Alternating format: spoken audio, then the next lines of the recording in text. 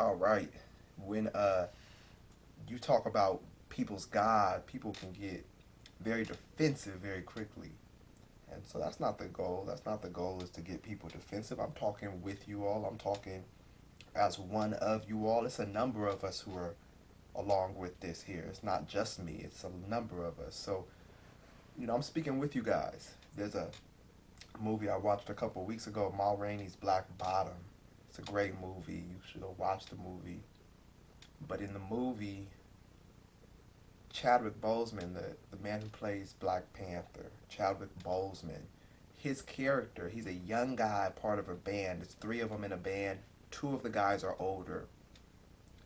And one, Chadwick Boseman's character, is the youngest one. He's the new guy. He's the fresh kid on the block. Movies in Chicago in like the 1940s, 1950s.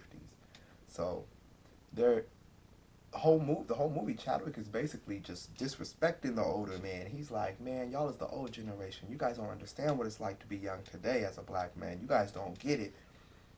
He's going in on these older men the whole movie, and the old man is like, just it's all good. Calm down. It's all good. He's young. He'll understand with time. He's giving him all types of passes and everything like that.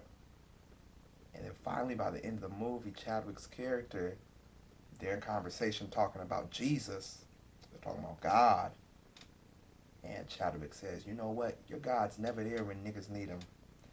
F your God. Old man stand up. Boy, you ain't gonna talk about my God in front of me. That's my God, boy. Boy, I'll show you God. Boy, you ain't gonna blaspheme my God. Went off. Went off. It was the funniest scene of the whole movie to me. He went off because he said, this man is now talking about my God. I can't let you talk about my God. I now have to fight you because you're talking about my God. And I've said it before, there's been so many wars over God, the perception of God, and the ownership of the perception of God, what that perception is going to be. So many people have fought to try to control what the message of Christ was going to be. So many people have fought that. So many people have fought to just completely wipe away the message. So many people have fought to completely wipe away the Bible, reinterpret the Bible, rearrange the Bible, burn the Bibles. Throughout history, you just have a number of things that show there's a truth that we're supposed to go after, and there's also some lies tied in with it. Remember, Satan is the father of lies. This is why we want to call out all lies. We want to call out all lies. This is why I said you call out white supremacy, because white supremacy is a lie. White people are not supreme over other people in the world. That's a lie. And the fact that there's a system that allows that to happen, that's based on the lie. So you have to call the lie out. Remember, the truth sets you free. John chapter 8, the truth sets you free. So you have to deal with truth, spirit and truth, okay? But we're not trying to offend anybody by talking about God. We're just trying to get deeper understanding of what has happened and what we've been through and what we're supposed to do in this generation. If I was an immigrant who had came over here from uh, Mexico, Central America, and I was just trying to get over here and God allowed me to get over here, I would be talking about God and Christ. I was a Christian. I would be talking about it from that angle and how the Spirit of God helped give me the faith to get over here and everything. Everybody's going to tell their story, their history from their perspective. You have to do it with your own. You have to know your history yourself and know your history from your angle and not try to cater to other people's opinions and perceptions about you. You have to know who you are. Your self-esteem is the most important thing, and knowing your history is the biggest key of having your self-esteem. If you know your history, it's impossible to have low self-esteem if you know your history. Dr. Kaba Kamene says that he teaches that if you know your history, it's impossible to have low self-esteem. But you could be confident, and your confidence being the wrong thing. But it's impossible to know your history and then have low self-esteem. If you know your history, you know exactly the components the laws, the movements, the reasons, the cause and effects of what brought you into existence and why you're here where you're at today. And once you know that, no matter where you find yourself today, you'll have your self-esteem. You'll know yourself. This is why one of the greatest atrocities that happened to black people is the fact that we had our histories erased.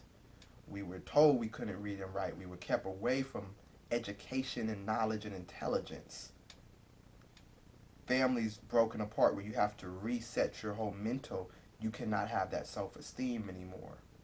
Your self-esteem can only go so far in yourself. You might not have ever known your mom to be strong. You might not have ever known your dad to be strong. You might not have ever known him at all.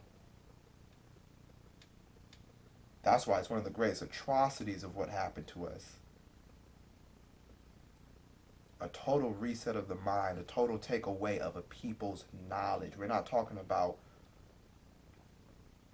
people have to do some slavery or some servant work, or they're in the servant class for a while. We're talking about a beat down and a murder of a mental psyche of a people. And then we find ourselves coming out of that situation crazy, sexual abuse victims. Most of us were sexual abuse victims during slavery. At some point in time, your family, if you read the narratives and lines, and if you guys just learn your own family stories and continue to circulate those, you'll learn many things that happen. I know in my family line, you had people who were sold. You had mothers and children who were sold, fathers running away to go find their mothers and children. This is just in my family line. My grandfather's born in Tulsa, Oklahoma. The same year Tulsa, Oklahoma gets burned. My dad's dad, he's burned in Tulsa, Oklahoma. The year it gets burned. My great-grandfather, he goes and fights in the war, comes back to Tulsa, Oklahoma. They building, they doing their thing out there with Black Wall Street. And my grandfather ends up having to move out here and graduate school in L.A. It wasn't, by the time he's in high school, that's 20 years after Black Wall Street has been bombed. You know, so you got to know your story. If you're from Texas, you got to know what was happening in Texas. Texas went through the hands of so many different people. You know, the French, the Spanish, the U.S. You guys got to know your history, and then in knowing your history as much as you can. I know some of us, we don't even know, you know, our biological father, or biological mother, our biological grandparents. I know a lot of us have that story, and a lot of us have that situation. Go from wherever you can. If you can't directly find a descendant or one or two people, which most of you can, Facebook will do it for you. You can find one or two people, even if you are in foster care listening to this, you could find one or two people who share blood with you. And from there you can work your way. But regardless, if you can just find a state you were at, a place you were at or whatnot, you can just trace your way back from there. But bigger than that is knowing the history of the community, because then you will have group pride. And this is what we're lacking right now, is group pride. Men and women who take pride in one another. Men and women who take pride in seeing their community do well. Because see, this thing isn't even about who our enemies are. Our enemies show themselves when we just simply do what you do. That's the whole, you know, book of Nehemiah. You build the wall, the enemy comes to you. You just focus on building your wall. You just focus on building your community. The enemy will show himself. The lines are so blurred right now. You could have somebody black who's not your brother, is not your sister. You could have somebody white who's really going to give you some resources and some benefits. You could have somebody who's black or brown, and you think that, oh, we're both minorities, and they don't want nothing to do with you as a black person. So the lines are so blurred, you're going to have to really listen to spirit, and you're really going to have to live in truth. Even if it's painful, even if it's hard, which it is painful to live in truth at times, but you're going to have to do it to move forward in the future. You're going to have to adopt in this way. Live by truth, live by spirit. Know who you are, know your history. When you know your history, you have unlimited self-esteem. Because, I mean, you're understanding who you are. Nobody, everything, anything else someone tries to put on you, you don't have to accept, because you know who you are. You know?